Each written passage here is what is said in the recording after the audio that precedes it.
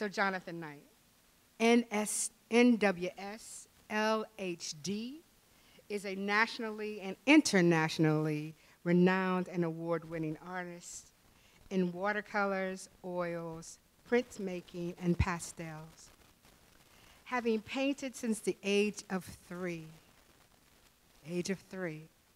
Knight has sustained his career and creative influence over the years to become one of the most known watercolorists and American painters in the country.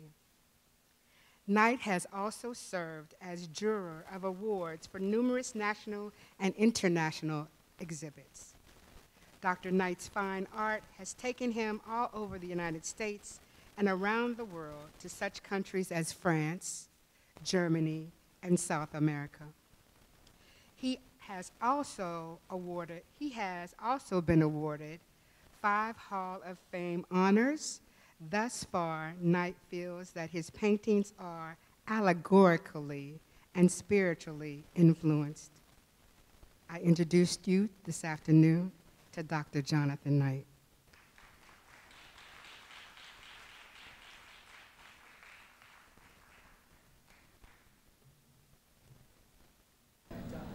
Welcome, welcome, welcome.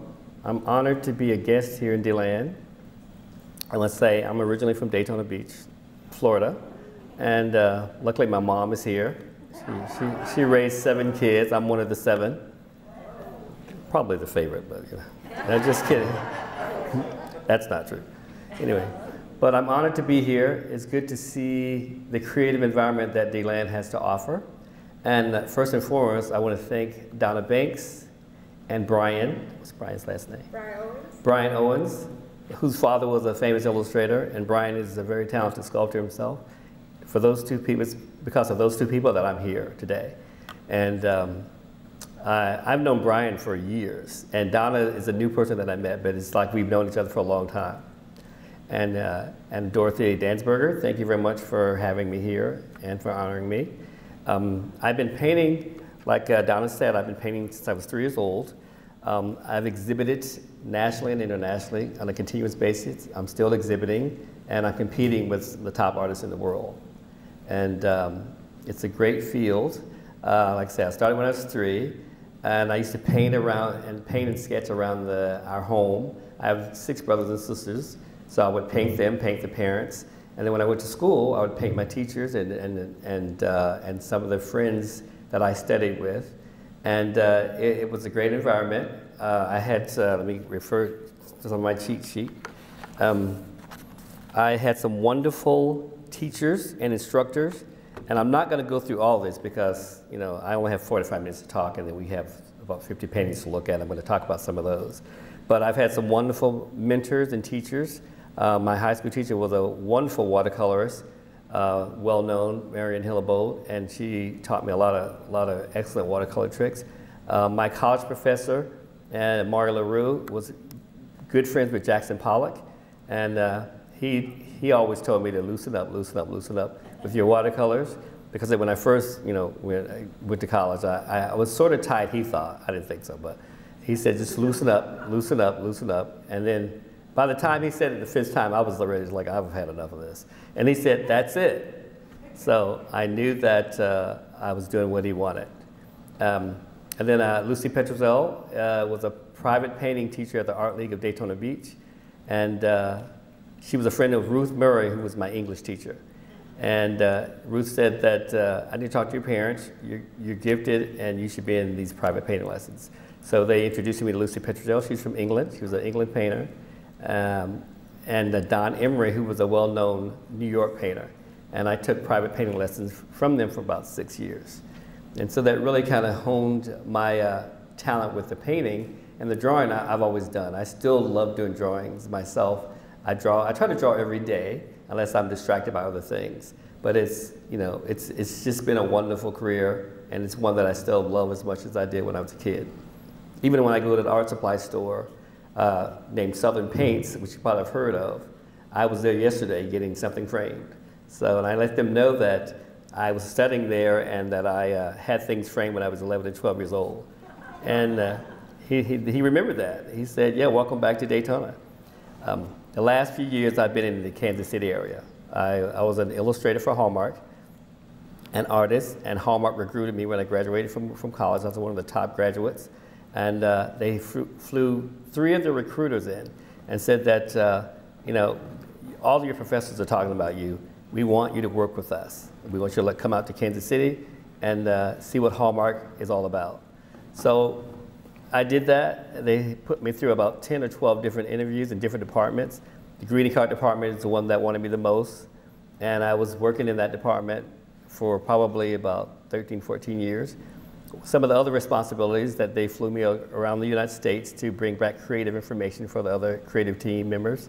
And they featured me in their Hall of Fame commercials. So if you've ever seen the Hallmark Hall of Fame movies, and you saw this one guy who looks like me with a red shirt on, painting on a Santa Claus, that was me. And they sent me to Chicago to film that, and to Freese and Friends, and it was just a fun environment. Great time. We did it in one take, and then they put me back on the plane. And I headed to New York to see a John Singer Sargent exhibit at the Whitney Museum. And then Hallmark flew me to Orlando. I went home to visit my parents. They flew me back to my office to create more designs and greeting card designs. Anyway, I did that for a number of years. At home, I was going home at night, working on fine art paintings. And I started entering those paintings into national and international competitions. Well, the first one I entered won Best of Show. So I said, well, this is kind of great. I mean, I sold the painting, won the top money, and I said, I could do this more often. And so I didn't tell them that, though. And then eventually they started reading about me in the magazines, and they pulled me in the office and said, and this is probably like 2 years later, they said, how long are you going to keep doing this? And I said, doing what? And they said, well, we're reading about you. I mean, you work here, but we're reading about you in national magazines. I said, well, I mean, it's not interfering with what I'm doing for you. So, and you're still making millions off of my designs. So I'm going to do it as long as it keeps me happy. And so with that, I did that and stayed there long enough. And then I got a big commission from Anheuser-Busch of the Kings and Queens series. And you'll see the image that I did when we go through the slide presentation. But I knew about that series when Anheuser-Busch when I was a kid in high school. I never knew that I would be one of the artists, one of the 16 artists that was featured to do a painting.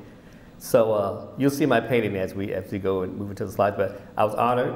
They flew me to Houston to talk at the Four Seasons conference room, and they had a big crowd of people come in, and I unveiled my painting. I really wanted to do the Queen so I could have my sister pose, but I ended up doing the King, so I asked a friend of mine who's also an illustrator with Hallmark to pose for me, and it just turned out to be a nice painting. But I want to remind you, it's not me in the painting, I just did the painting. But it's really my friend. You'll think it looks like me because he sort of looks like me, but it's not really me. And I also want to say, I think I'm getting through this. Oh yeah, once I left Hallmark, the Art Institute of Fort Lauderdale, my alma mater, wanted me to serve on their board of trustees. So I did that for 5 terms, which is basically 15 years. We have 4 meetings a year. Of those of you who know about school administrators, and board meetings and things like that. Some of you have probably done that. Well, they flew me in from Kansas City 4 times a year to make decisions about the school, get back to the students, help with the budget and things like that. And I didn't think I was going to stay. You're really only supposed to do 3 terms, but I did 5 terms because they wouldn't let me leave. And then when I finished, they wanted me to go to New York and be on another board there. But as it turned out, I didn't have to do that. But anyway, what I'm going to do is I'm going to go through the slides. I'm going to talk about some of the pieces. And then as I go through these, I'll talk about some of the other things I've done in my career, because I don't want to, take up time so that you can see all the pieces that we have planned for you. If you have any questions, hold them until after the end, and you can ask them, ask as many questions as you want about either some of the paintings that are here, and some of the paintings that you're going to be seeing today. So why don't we move forward, and we'll start with the first one. This is a watercolor, and I'm really known for my watercolors and my oils. That's where American Artist Magazine featured me on the cover, and that really kind of put me on the map. I've always had a love and affinity for watercolors, but it's oils and it's certain subject matters that psychologically tell you that this should be done in oil or that this subject matter should be done in watercolor. And this particular piece, because of the translucency of the shadows and the light, I felt that watercolor would be the best for this medium. This is in the collection in Anchorage, Alaska at the moment, but it's titled On the Move. And as you know, as an artist, you have to have merchandise. So I have a line of note cards. I've had 3 different sets, and they've all sold out.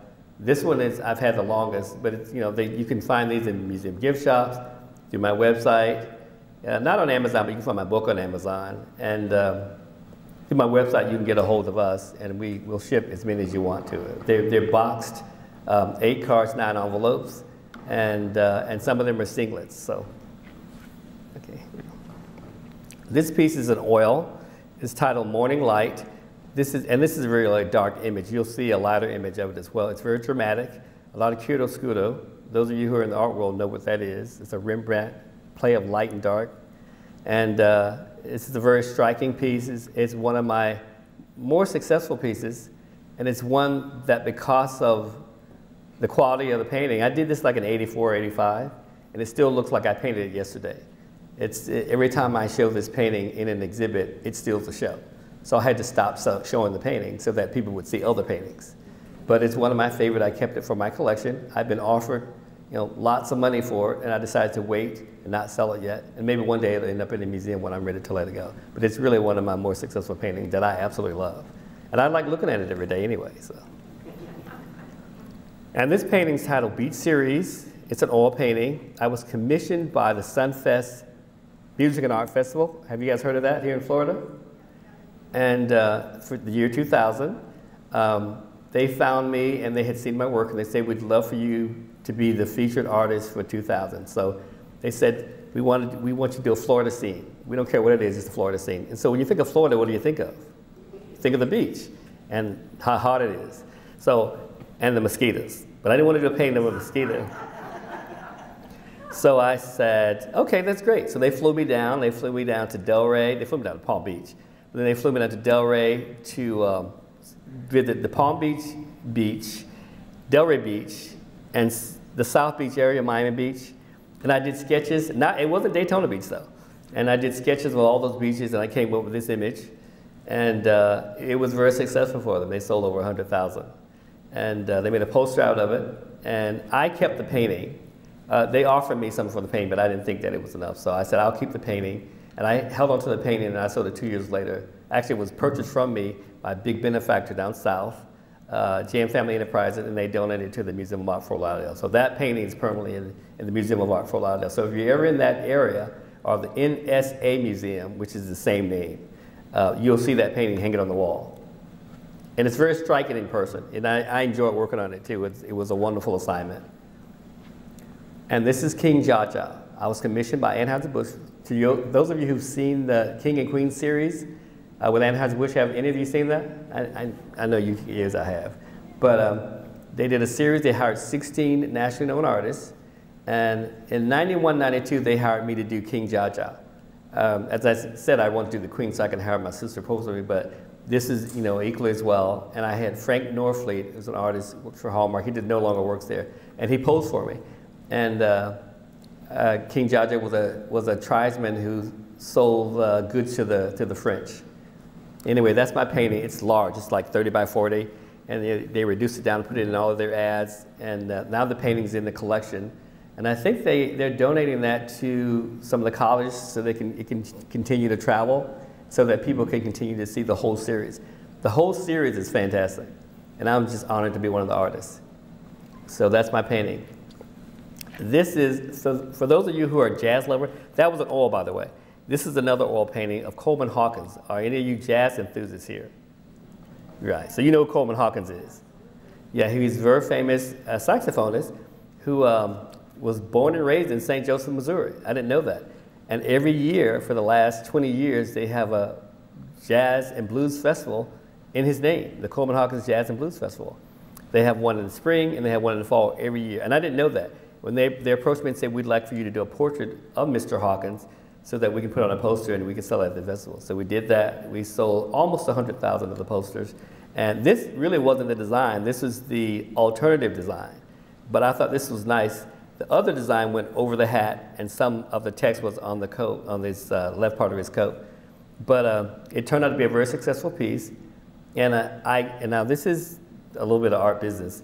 I gave the organization the opportunity to buy the piece. They paid me to do the painting, but then I ended up having the copyrights. So I said I gave them the opportunity. I told them what the price was to buy the painting so they could end up in the Albright Kemper Museum, who already owns one of my watercolors. And they said, yeah, we'd like to do that. So I gave them a year to raise the money to get the painting. And it really wasn't that much. And unfortunately, they didn't do it, and a doctor from Palm Beach bought the painting. So it's in Palm Beach now in a nice collection. The artist showcase of the Palm Beaches. So they'll have to buy it from her, which I don't think she's going to let it go. But anyway, that's the painting. It's oil, and I enjoy working on that. Oh, this is a study of how I begin some of my watercolors and how I start some of my paintings. And if you notice in the center, you see the drawing. Can you tell what that drawing is in the window? It's a seashell. Yeah, it's a conch, however you say that. It's a conch shell. And the title of the painting is Conch View. And if you see the different watercolor washes, sometimes I don't do this for every watercolor because I've been painting watercolors long enough that I don't have to do this anymore. But for instructional reasons, I do this. And it shows people how I think as a watercolor artist and the different textures and the values that I want when I'm working on watercolor in the beginning stages. Watercolor is a very difficult, very hard medium to master. Those of you who are painters know that. It's extremely hard to master. The only reason that I can do watercolors of such quality is because I've been doing it since I was 3 years old. So it's like walking to me. And now I'm at a point that where I experiment a lot, do other different things, but the watercolor, these two watercolors here that's a recent watercolor, and I did that one when my son was 7 years old. He's now 21. But it looked like I painted it yesterday, doesn't it? One of my more successful watercolors. Anyway, that's how I structure the watercolors. And this is titled The Gathering, and also Java House. I was in San Francisco on a sojourn, and I did some studies, just like I did in Key West, and this is one of the places that we ate breakfast. And I thought it was a very lively environment. Food was delicious, by the way. And it's right on the water in San Francisco. And so I had to do something. And so I did this. And it's in a collection in Atlanta now, Mr. James Wong. This is titled Northwest Section. It's a very successful watercolor. I was in San Francisco in the Chinatown. Have you been to Chinatown? Those of you that have traveled? It's a very exciting place. And we were coming out of the fortune cookie factory, and I looked to my left and saw that. And I said, I have to paint that. And that's how I live my life. I'll see someone or I'll see a place or a destination that I just have to put on canvas. And I painted this, and I had to paint it. It was so much energy going on. It was so vivid color-wise. I tried to capture that in the painting, and that's what came out of it. It's been published, and it's been in about 5 national exhibits, and it's sold to a collector in Kansas City. This is titled Midwest Landscape. I was invited to go to a dinner with some friends, and it was around Thanksgiving, but it wasn't Thanksgiving. And they lived out very south of the city, like in a wooded area. And of course, I'm always looking at landscapes. I'm always noticing clouds. I noticed people. And we were getting out of the car, and I looked to my right and saw this. And it was just magnificent. And I said, I really have to paint that. So I did some sketches real quick after dinner, and took a couple of shots, and took it back to my studio and did that painting. It turned out very nice. It was very fresh, very impasto, and it was supposed to go to a gallery in Scottsdale. It wasn't framed, and I said that I have to, catch a flight tomorrow. I called the gallery and said, could you just frame it? It's 30 by 40. Can I just ship the painting to you, FedEx, and just throw a frame on it? And they said, well, we'd like for you to find a frame if you can. And I knew I had to pack and travel. So, and I had the intention to do it. I said, okay, I'll do that. Well, I texted it to 2 of my clients. In 3 minutes, the client in London texted me back and said, I want that. So I said, well, how soon do you need it? Because the gallery, she said, I want this painting in my house tomorrow. So I shipped the painting, I got it ready to ship it to them. And I called the gallery and said, it's sold already. So they said, I understand. That's why we wanted it, because we knew we could sell it. Well, This collector bought that, and they bought 10 other pieces. So, and it's a 30 by 40 large landscape. So I have to do more of those. I don't always have time, but I want to do more of those. And that's some of the works go that fast. That was very successful when they went that fast. And that's an oil. This is titled Tree Study. It's like an older piece. It was in the gallery in San Francisco. The Glovers, Danny Glover and his wife, represented me in San Francisco. And it was in that gallery. Didn't sell in that gallery, but it was in a fundraiser in Kansas City after they would show up there for a couple of months. And Sprint saw it, the Sprint Corporation, and they bought it. And they said, we got to have that. And it was one of my favorite pieces. And every now and then, this is pencil study, graphite. There's no charcoal in it. And I do that all the time. I like to do drawings of people, which you'll see. I do drawings of nature, because I'm very inspired by nature. And I like trees with no leaves on them, because you can see the structure of the bark. So that's one of the studies. It's hanging in the Sprint Corporation, which may be hanging in T-Mobile now, because I think they bought them out last year. This is my book. It's titled The Creativity of Jonathan Knight, A Visual Dialogue. It came out in 99. It dropped in 99. And my publicist, Sandy Banks, not related to Donna, we went on a 40-city book signing tour sponsored by International Graphics out of Scottsdale and the Art Institutes International out of Pittsburgh. Have you heard of them, Donna? Yeah, they sponsored the 40-city tour.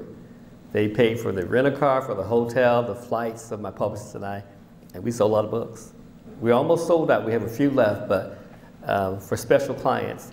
But it's been very successful for me. And it's available on Amazon and on my website, www.jmknight.com. So write that down. And this is titled Memory Lane.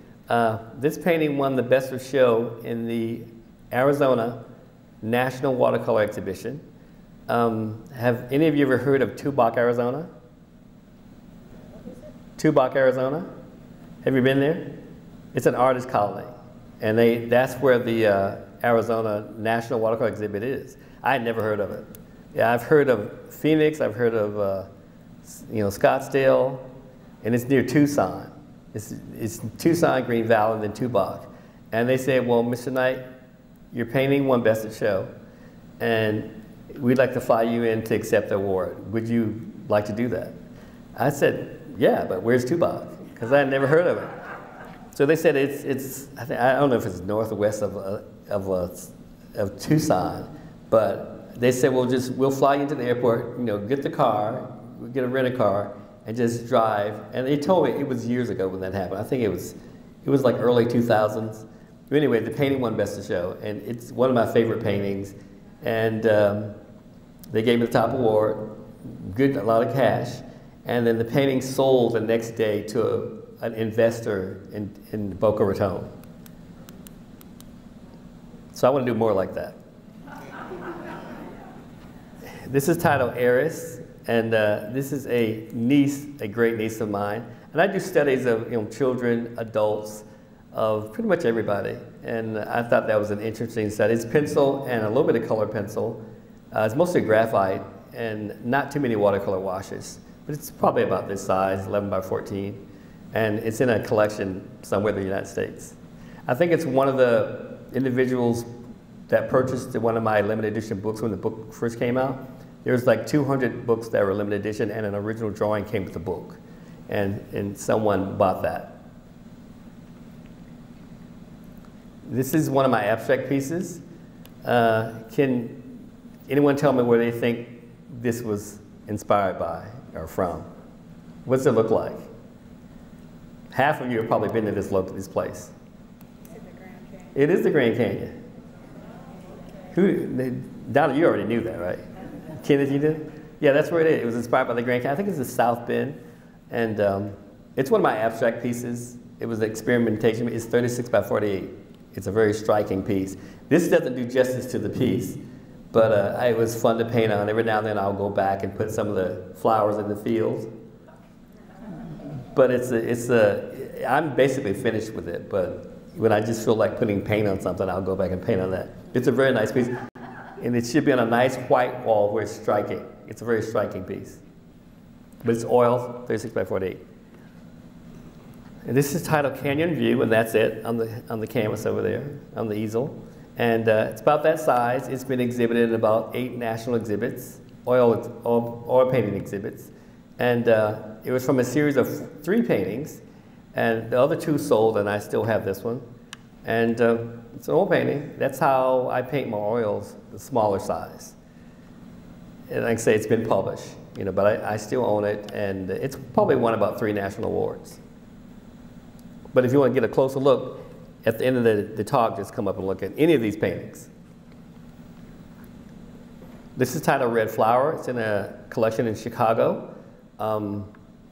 It was an experimentation of watercolor and sunlight, just the positioning of the light and the shadows. And I thought it was a very successful piece when I finished it.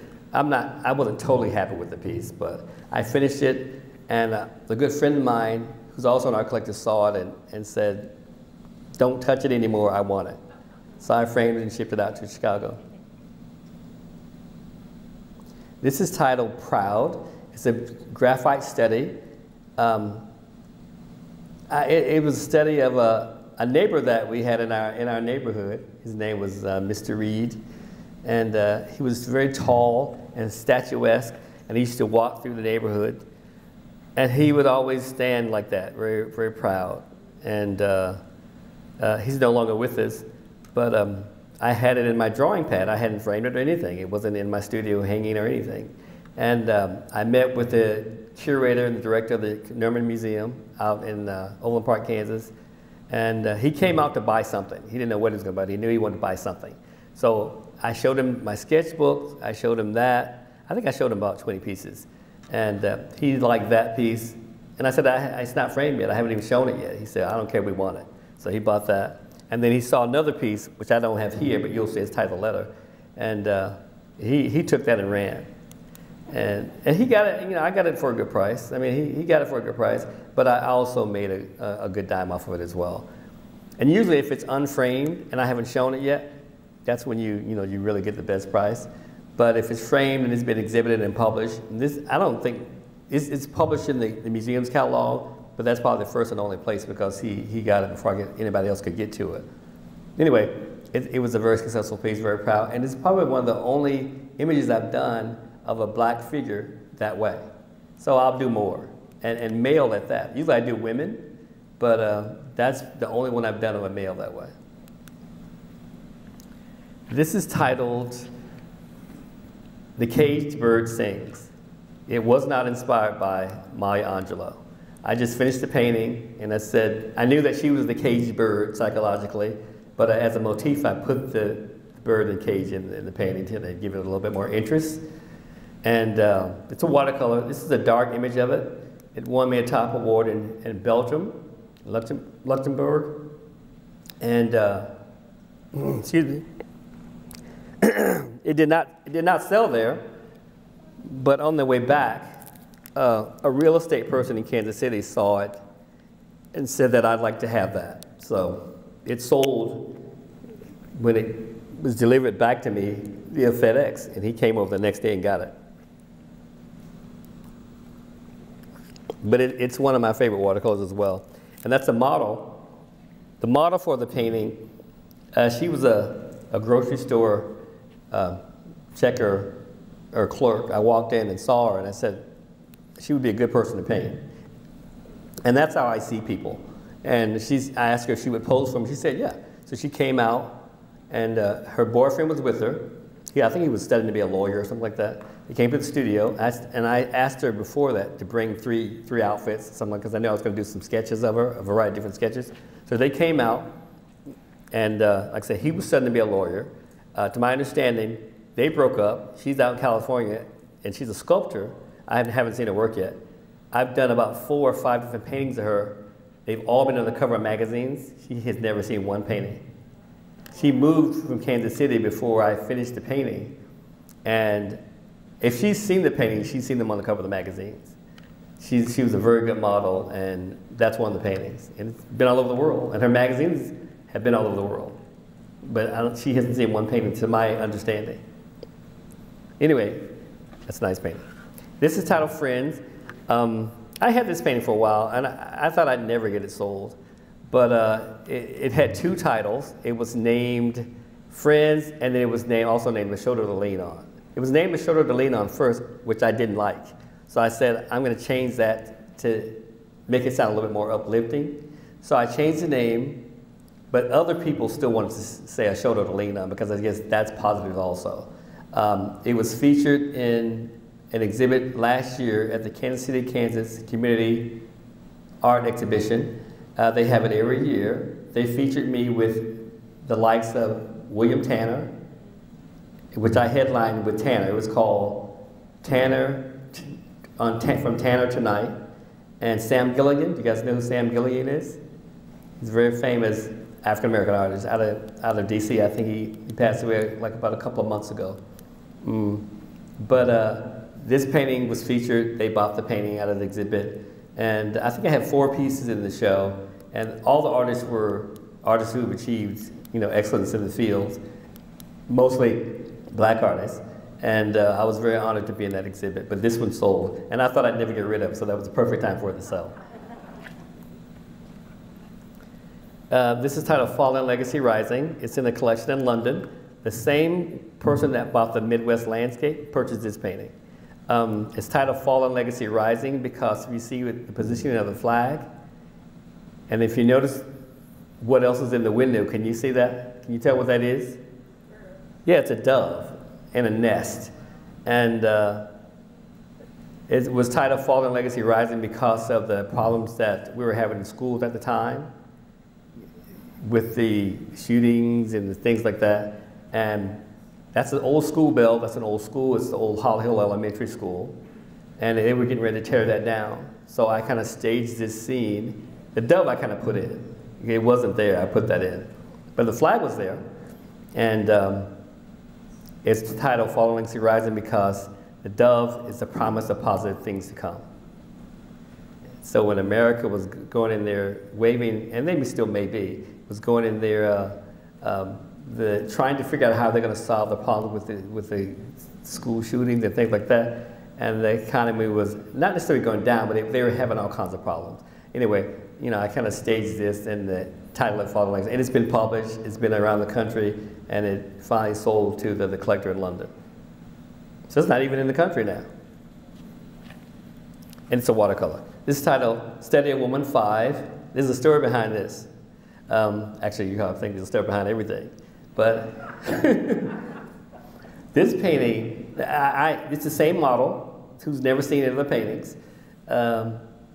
I finished the painting and I entered into the Kansas Watercolor Society. It's a national exhibit that they have every year. And one of the doctors in Kansas City saw it. He's a big art collector. And he saw the slide of the painting and said, I'd like to get that. And I said, okay, but I'm entered into the Kansas Watercolor Society exhibition. If you want it before I ship the painting, then you have to make a down payment and I'll pull it from the show. I had already seen the slide, it had already been accepted. And he said, well, no, I don't want to do that. I want you to still show it. I said, well, doctor, I'm not going to say his name. Once it's in the show, it has to be for sale. If you buy it now, it can't be for sale. But he wasn't ready to pay for it. So I said, so if I send it to the show, it has to be for sale. Well, when you know, the big benefactor, Emprise Bank, bought the painting.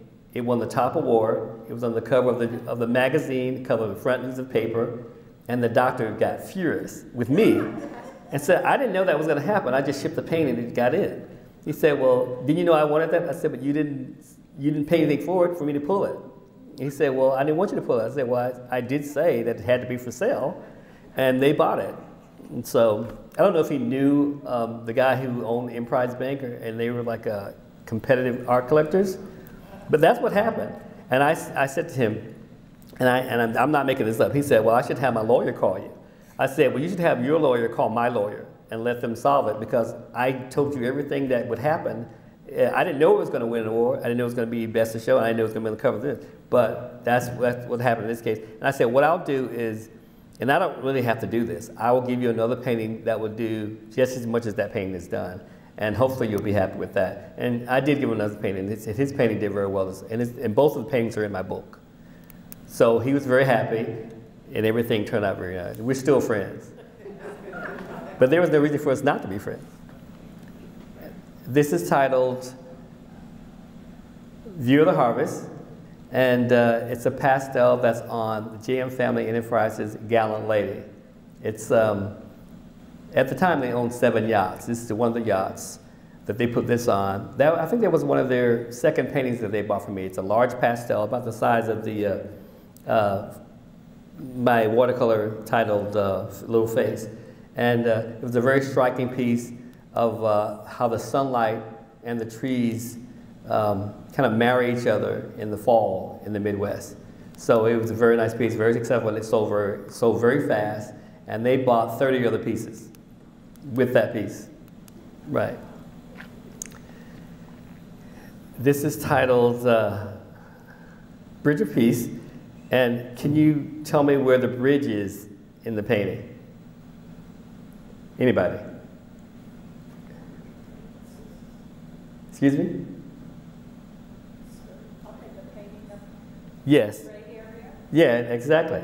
That's the abstract version of the painting, but yeah, that's the Bridge of Peace.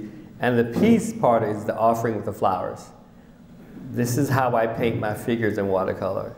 This is one of the more successful ones. And that's very hard to do. And I think I was half asleep when I painted it. And that's the best time to do a good watercolor. But I still own this piece. It's still in my collection. I haven't decided if I'm going to sell it, but you know, I would sell it for the right amount. But it's been published, and it's been in about 5 national exhibits. And this is titled, that's his little face, and that's that same exact watercolor. And I apologize for the fact that you can see where the edge of the painting is, but for some artists, they kind of like to see that. But that's the painting, and you're welcome to look at it closely after the painting. That's my son when he was 7 years old. His name's Aiden. And he's now 21. Is he an artist? He plays the bass and plays piano. So he's more of a musician, but he can draw. This is titled Spiritual Presence. And I was in San Francisco at Fisherman's Wharf, if anybody's ever been there. And you've seen the boats, you know. And I was just inspired to paint that. I saw the little tugboat. And actually, that actually happened. The bird was there. And I said, I have to do a painting of that. Very experimental piece, but it sold before I finished the painting.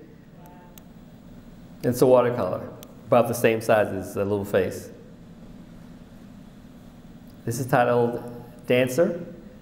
And this is the first dancer. I did a series of dancers. I did 2 females and a male, and you'll see the other one of the other ones. And this sold to an important ophthalmologist in Palm Beach. There's a big story behind that, but I'm not going to tell you the story. It's too... He's a big art collector. He was very difficult to work with. And I didn't think he liked my work, but I guess he did. He bought 3 at the same time. And one of the pieces,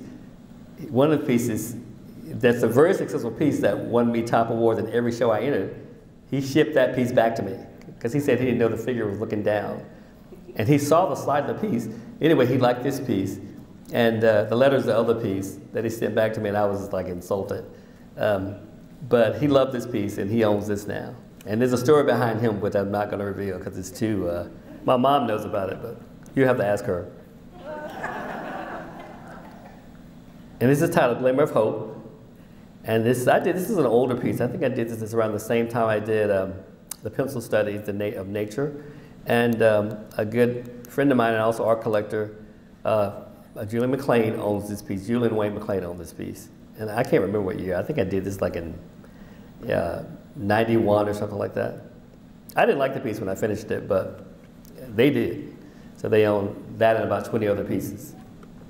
And it's a large watercolor. This is titled Market Day, the next one. It's titled Market Day, and it's a large water. It's probably twice the size as Little Face, and it's in the Hallmark collections. When I left Hallmark, they knew I was going more fine art.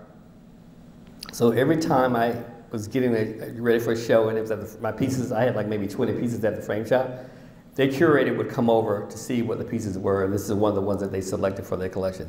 They own 6 of my paintings now. And I wasn't totally happy with the piece. There's parts I really love and parts I'm not that crazy about, but they love the whole painting, so they bought it. This is titled Sunday Hat, and you can figure out why it's called Sunday Hat. It's not my grandmother. It's a model that I met in Palm Beach when I was meeting with one of the art collectors that's a friend of mine, Dr. Catherine Lowe. And she came up, they were going to church together. And you know, I saw the hat and I fell out. I said, I got to do a drawing of you. She said, okay, that's fine. So I did a drawing of her. I did 5, and they all sold like that. That's one of them. I haven't done a painting of it yet, though. I will. This is titled The Conversation. It's a watercolor, but the size is Market Day 2, and a very successful piece. We have a print of this one as well. The original's in the collection in Chicago, Mr. Dave Paulding. I enjoy working on that piece. It's a very positive, energetic piece.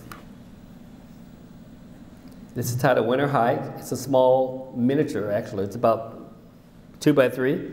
And I entered it into the international miniature competitions. It's won me 2 second-place awards. But I was in Anchorage, Alaska when I kind of did that. And there's that much snow in Anchorage around Thanksgiving. This is a study of For the Letter, the painting that I was talking about. A collector saw a big benefactor in Kansas City saw this when I was on my way to the airport. We had a brief meeting. She said, I want to see the miniatures before you ship them out. So I went by her home. She saw that. She said, this is the one I want. And I said, oh, okay. I said, but I have to, you know, I'm shipping it to the, she said, you can show it, but I definitely want it back, so just have it not for sale. And she owns the Toy Miniature Museum in Kansas City, Barbara Hall Marshall. And then I did the painting of the letter. But that's a study. That's how I do my studies. You know, kind of influenced by Michelangelo, the hand, the structure, the modeling of it. And this is a dark image of morning light. If you saw the actual painting, it's not that dark. But this is before I put it in the real nice frame. This is one of the dancers, the male version. It's titled Dancer Mystique. It's a large watercolor, vertical, about the same size as Little Face. Very successful piece. I still have it. The 2 women sold like quickly, but this one has not sold yet. But it's a very striking piece, and it probably will sell. I hope it ends up in a museum. This is titled A Pair of Cherries. It's a small miniature oil. Very successful piece. It's also on the Gallant Lady. It's an oil painting. This is Brunch. The next one's Brunch. This is one of the first pieces I entered in the miniature competitions that won me Best of Show. And the story behind that is I had already told Society Illustrators that the painting was available. I entered this painting into 2 different exhibitions. And of course, I didn't think it was going to do anything in Clearwater in that big show. And it won Best of Show, and the big benefactor bought it, took it back to Australia with her. I had already told New York that it's available to be exhibited. So I couldn't get it back from her. So what do you think I did? I painted another one. And it looks exactly like that. And I have that one. I won't sell it. But it looks exactly like that one. I had to duplicate every stroke. And I said, I will never do that again. So it's titled Brunch. It was about this size. Not that big. But it's a very successful piece. And this is a dancer study for dancer contemplation. That's other watercolor that's not on the slide presentation. And this is a nice sensitive study, a pencil graphite of the dancer. Same model, and I have that in my collection. I'm not ready to let it go yet. It's pencil. This is titled View of the Rockies. Every other year, I used to go to the Rockies and hike. And I was with friends, and when we got out of the car, you looked to your left and you saw like a herd of about 100 elk. On the right, I saw this nice forest scene, and I knew I had to paint that, so I did that in a pastel while we were out there. It sold. It's in a collection in San Francisco. Mary Wong. This is the painting of the letter, one of my most successful watercolors. Every national show I entered this in, it won top award or second place. But it won about 10 first place awards. And when the director of the Nerman Museum came to my studio, he wanted that piece, and I wasn't ready to sell it. I said, I'm not interested in selling this piece now, but you can have Proud. And I said, talk to me in 2 years, and I may be willing to let it go and share it with the public. So he did. He called me in 2 years and said, are you ready to let it go yet? And I said, I guess I can let it go. I can share some things with the public. And then he said, can you talk to your big benefactor and see if she'll donate money toward the piece? Because you know I'm nice, I did it. And so she said, and she's nice too, but she said, I'll donate half. It wasn't cheap. Trust me, it was not cheap. And she said, I'll donate half the money, and then I'll let them raise the rest. If they can't raise the rest by April, they don't get the painting. And what do you think they did? They raised the money, they got the painting. So it's in the Nerman Museum of Contemporary Art. And this is titled Conch View. This is the painting from the study. Earlier, the watercolors washes. This is the actual finished painting. And it was in an old antique store in Key West, Florida. I went there for about 5 days and did like a drawing study, watercolor studies of Key West. I had never been there before. It's a very eclectic place. And those of you who've been there, you know what type of environment Key West is. Well, you know, that came from that painting. And Sorry Open is basically like some of my humor. It's on the Gallant Lady. This is titled right? Spring Yielding. And I was impressed by the passageway going up to the house. And I used to drive by that every day. And when the sun hit it right, I said, I want to do a painting of that. It's Oncoming Season and Spring Yielding. And it's in a collection in Palm Beach. To my understanding, she bought 6 pieces at opening night. This is one of the large pieces she purchased. And I think she sold it at auction last year, and it did very well. And this is, you know, how I do pencil drawings of people, nature. I mean, I'll do a really quick sketch. This is one of them, and this is one of the sketches from my limited edition book series. I don't remember who has it. I think it's one of the lawyers in Kansas City who bought that. And this is how I sort of start the painting. I'll start with the most difficult part. This is Conch View again. And I'll start with the more difficult part, like the window, which have the reflections and everything. And once I master that or get it to the point where I like it, then I can do the part in the front that was just watercolor washes. But the most difficult part was the window, not the palm over to the left. But it was a great piece to work on. This is titled Little Pomegranate. It's in a collection in Mexico. And I've always wanted to paint a pomegranate. And those of you who eat them know that they're very tasty. The bowl I got in Chinatown. And as an artist, you put things together that you think will visually work well. And that was a miniature, about the same size as Brunch. And I didn't have that painting. Once I finished it, I didn't have it a week. It sold. And this is titled Cardinal Haven. The cardinals are circling the palm, not the palm tree, but the pine tree over to the left. It won me probably 8 national awards. I guess they like the spontaneity of the brush strokes and the looseness of the watercolor. I mean, it was a watercolor study, basically. The model used to come by and watch the cardinals circle that tree like every other day. And this is one of the covers of the magazine, The Watercolor on American Artists. That was, I think, in '99. And that painting is in a collection in South Carolina. This is titled Windblown. It's in the Albright Kemper Museum of Art. Another watercolor study. And it was purchased from my studio and donated to the Albright Kemper Museum. I knew the person. It's titled Windblown not because of her hair, but because of her personality. But I use her hair as a technique and as a motif. This is titled The Ring Bearer. And if you notice, the 2 gentlemen are basically protecting the young boy. He was an actual ring bearer, and he was at one of my sister's weddings. And he is now, what, I think 40? Is he 40 yet? He's now 40, and he is was a photojournalist for National Geographic. He now lives in Palm Beach. I forget that his town starts with a W. And the gentlemen were friends of my sister's, or her sister's husband at the time. So this is a very successful piece. It's in a collection in Palm Beach now. But that's how long ago it was. This is Watercolor 95. This is the first time I was featured on the cover of American Arts Magazine. This is what they did. The painting was a very successful painting. And I had it on exhibit in Boca Raton at someone's house. It was a mansion.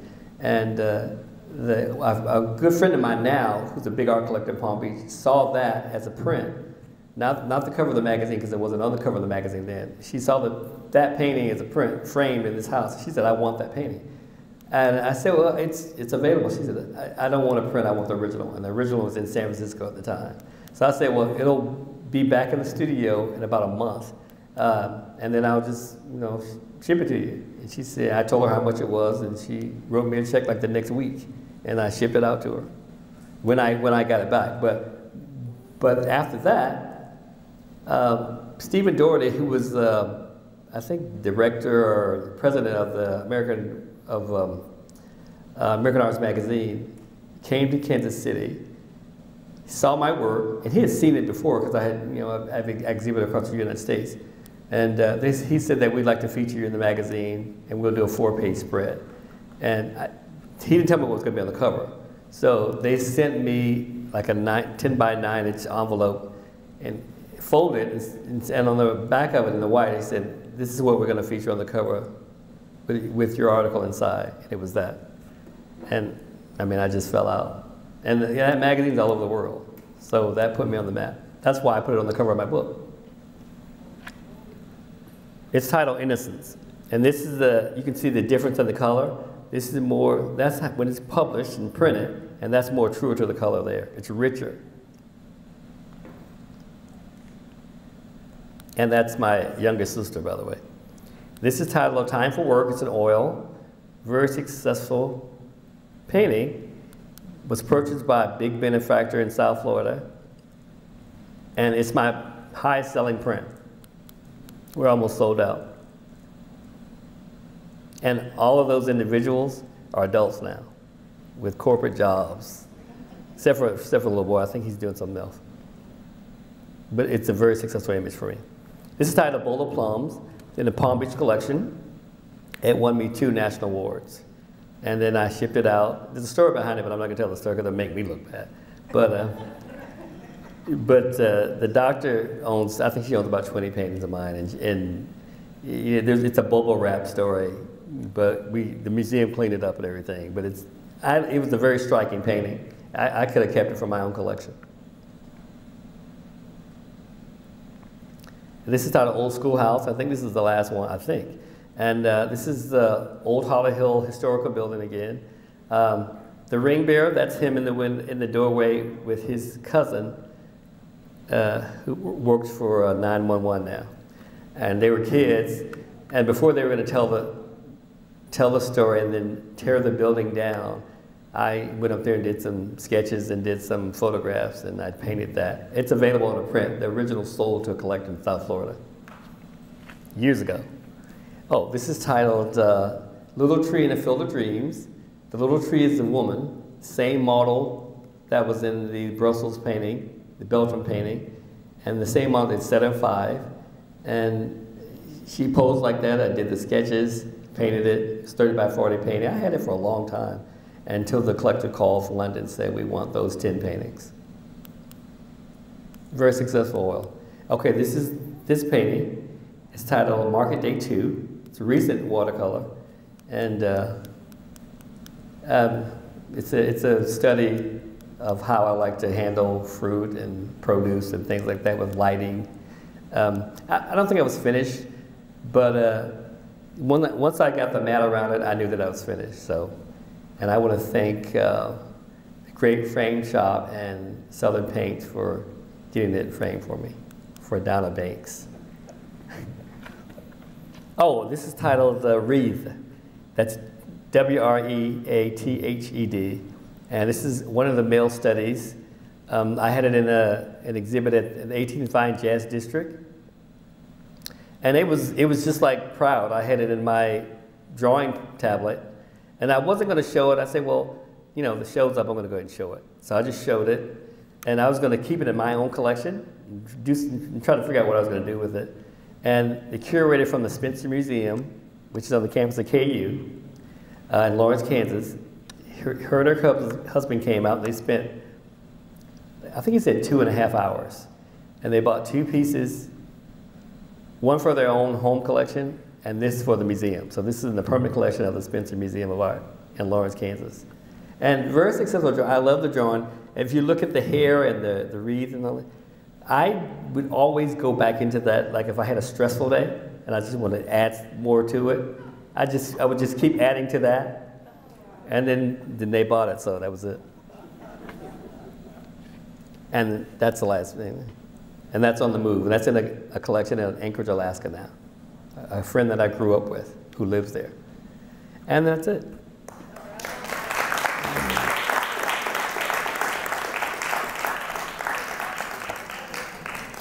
So in closing, I just want to say thank you for having me. Everyone, thank you for inviting me to D-Land. And if you love art, always support the arts because artists like that. And it keeps them going. And now we'll open up for question and answer since the 2 kids want to ask me some questions. Do we have another mic? Yeah, that would be great. We didn't plan that. So if anyone has questions for me, we have 15 minutes of this. Yeah, I can probably hear you. And I'll repeat the question. What's your name? Just Giuseppe. Giuseppe? Yeah. Nice to meet you, Giuseppe. Welcome. What's your question? So my question is, so you do art all around the world? Yes, I have. I've exhibited all over the world. And most of the United States, but I spent some time, I forgot to say, I spent some time in Paris. And I was there for probably about a month and a half. And I did studies, came back. I have a Paris series coming out. And so, yeah, I do all of that's one of the places. Been to Frankfurt, Germany, and Munich, and Berlin. Did I answer your question? He likes to draw. You like to draw? Well, I want to see some of your drawings one day. Thank you very much. That was a great question, Giuseppe. I love your name.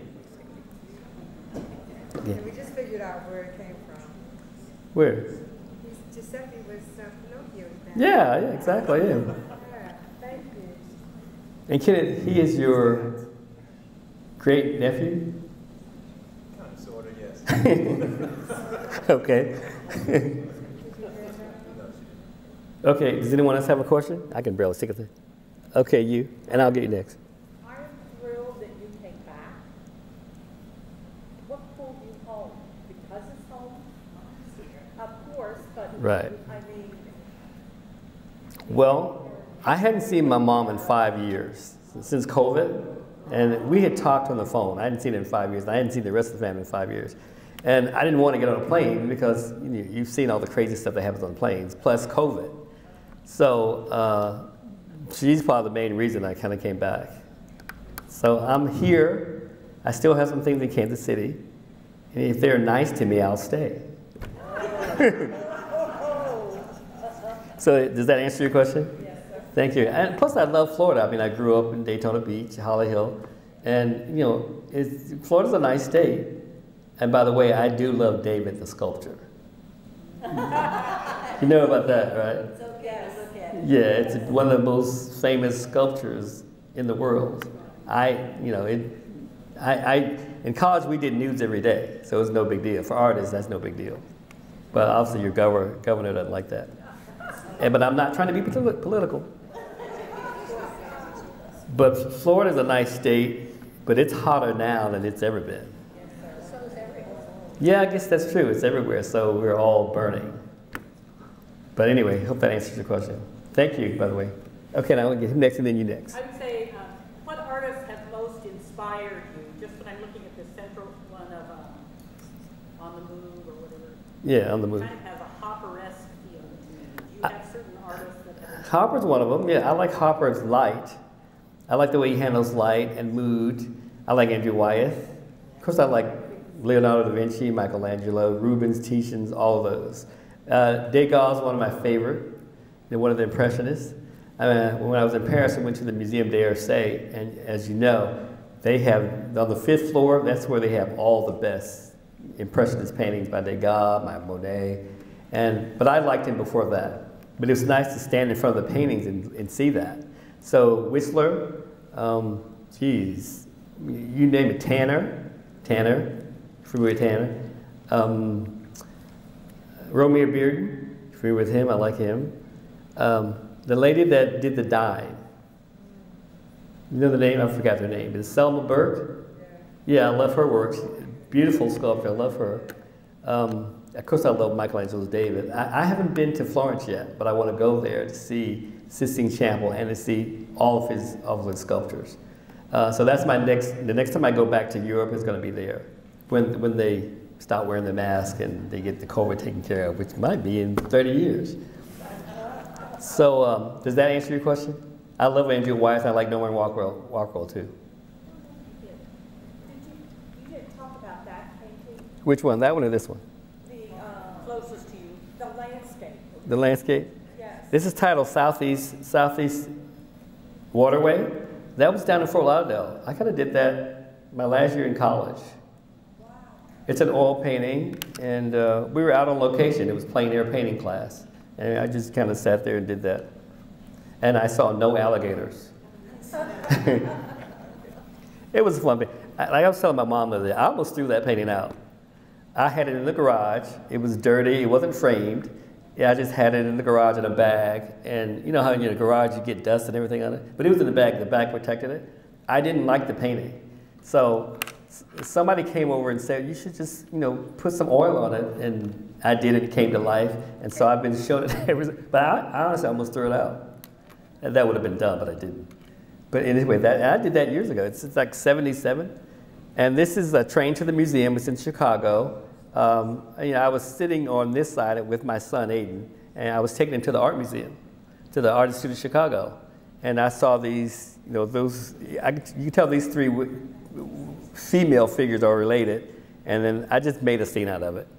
And it was supposed to look somewhat like a subway, but it was a bus to the museum. And I wanted it to be, graphics and stuff on the wall, but I ran out of time, so I had to finish it and get it framed and shipped to the national exhibit. But do you like that painting? Thank you. And you have a question? Yeah, when you showed that picture of like coming through an alley in San Francisco to Chinatown. Oh yeah. Do you have like a protocol, or do you just stop right there and start sketching? I stopped right there and started sketching because we had time before we were going to go to their temple. So I did a quick sketch of that, took a shot of it to capture the sunlight, and then took it back to my studio and painted it. So you did use a camera? I used the camera, yeah, But I always changed the color and put my own color in it. I made it more dramatic than it was. Because, when the naked eye sees everything. So I had to make it really dark on the walls in the foreground, and then make the color go toward the back part where the sun was hitting it. So I brought that more to light. And the sky wasn't that blue. It was really cloudy. So I just, artists take creative license to do things like that. But I like the painting, and the collector likes it a lot too. I asked them, someone said they saw it, but they didn't know it was sold, and they wanted it. And they said, well, would you ask the collector if he could sell it? And I said, well, yeah, I will ask him. He said, no, there's no way he'll let that go. So I told them, they said, so they bought something else. Any other questions? Mama has one. Yeah, okay. I noticed you didn't show my favorite. Oh, You're Not Alone? Well, those of you that go to my website, you're not alone, www.jmknight.com, that's JMKNIGHT. Look at the originals and look at the prints, and you'll see the person lying on the bench. You might have seen it published. It's been published in I think the News Journal and the Fort Lauderdale Sun Sentinel, and it's titled You're Not Alone because it's this person lying on a bench, and he's homeless. And I did that painting as inspiration for everyone who has ever been homeless or who's not been homeless, just to know that you're not alone in life and in this world, and that there are people who will support you in anything you do. And it was an uplifting spirit for me as well. And the painting was purchased by a doctor in Palm Beach, Dr. Catherine Lowe, and the commissioner of Palm Beach, Carol Roberts, and they donated to the Palm Beach International Airport. So if you fly into Palm Beach International Airport, it's on Terminal C, you'll see that painting. And it looks like I just painted it yesterday. So that's my mom's favorite painting. So if you go to my website, you'll actually see it. Any other questions? Thanks, Mom. Okay. Okay. Yes.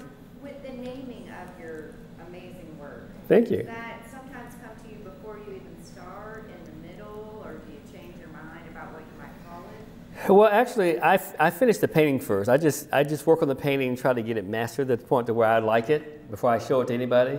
And then once I finish, then the name just comes to me. So, and sometimes I'll do it with a visual in mind and with a name in mind. But most times I'll finish the painting and then the title just kind of comes to me.